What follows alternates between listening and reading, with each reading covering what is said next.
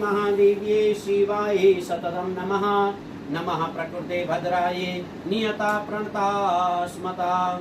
मां भगवती रवि रांदल व्रतमा कहेवानी वार्ता।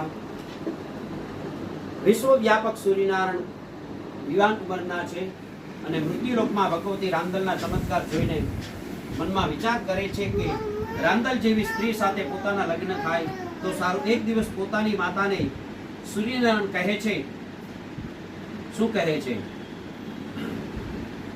કુંવારા કહો ને માતા ક્યાં સુધી રહેવું, મારા મનડાનું દુઃખ કોને કહેવું।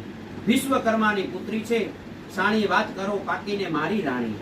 સતસંગ કાજે માતા પધારો, એકલવાયાના સગપણ વધારો। ગૃહાશ્રમની વાત મેં જાણી, દેવાઈને કેજો માંડીને કહાણી।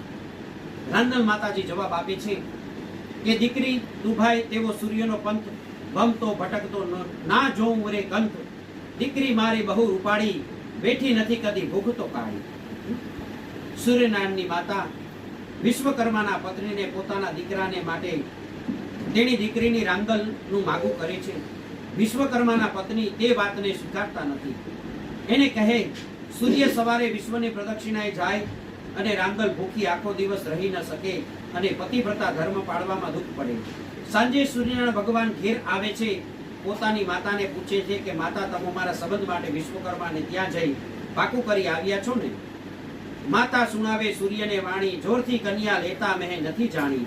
એકથી બીજી કન્યા રૂપાળી, દેવલોક એક બોલો બીજી છે સાણી। દેવલોકમાં કન્યા એક એકથી ચડિયાતી છે, માટે દીકરા તું રાંદલનો ખ્યાલ છોડી દે। કોઈની દીકરી બળજબરીથી ન લઈ શકાય, આપે તો લેવાય। ત્યારે સૂર્યનારાયણ ભગવાન કહે છે કે કાલે જ આ સંબંધનો હું પાક્કો કરીને જ જંપીશ।